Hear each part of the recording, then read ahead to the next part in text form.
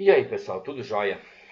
Nesse vídeo eu vou explanar bem direto sobre o que é soberania de um Estado-nação, né? O que significa esse conceito.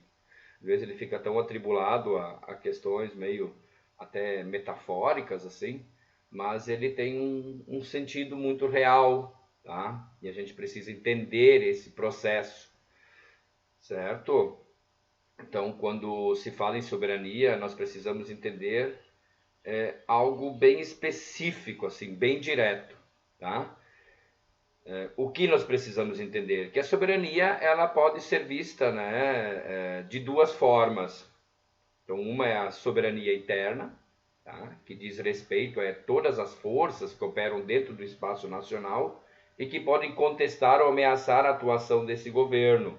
E como exemplos até de ameaça e contestação à soberania interna, tem-se o crime organizado, milícias, guerra civil, né? E qualquer outro poder que opere de maneira paralela dentro do Estado, e ameaçando com isso, né, a sua soberania. Então, através da disputa pela autoridade com o governo oficialmente reconhecido. Então, milícias aparecem bastante, né, nesses casos.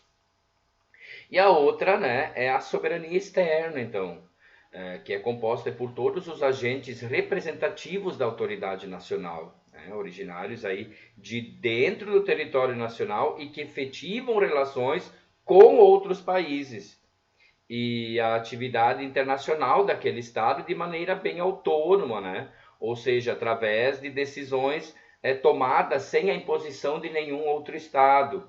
E aí nós podemos citar também exemplos que ameaçam a soberania do país, nesse caso a soberania externa, são as organizações terroristas ou até mesmo a ação militar de outros estados.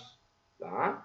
Isso seria então a classificação para entender os dois tipos aí de soberania, né, que a gente precisa entender.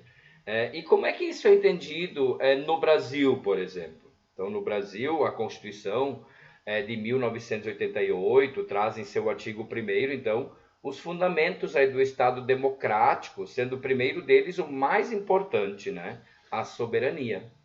E no artigo 1º diz o seguinte, então, vamos trazer um pouquinho aí, que a República Federativa do Brasil, formada pela união indissolúvel, né, dos estados e municípios e do Distrito Federal, constitui-se em Estado democrático de direito e tem como fundamentos, então, a soberania, a cidadania, a dignidade da pessoa humana, os valores sociais do trabalho e da livre iniciativa e o pluralismo político.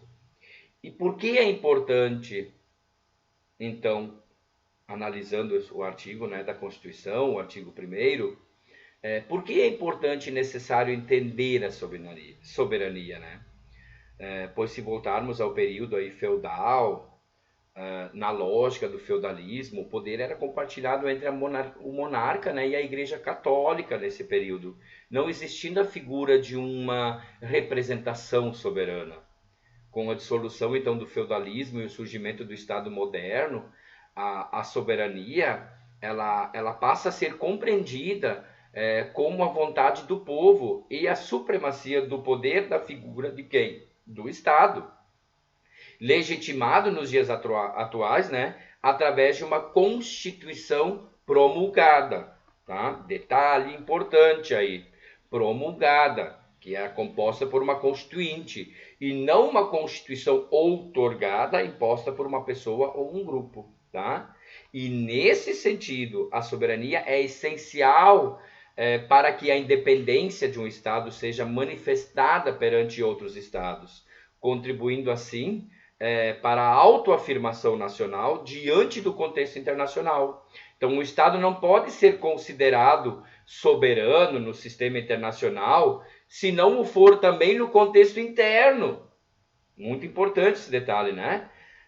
A soberania ela deve partir sempre da forma que o Estado pode se organizar livremente, tomar decisões e prezar sempre pelo bem comum de todos.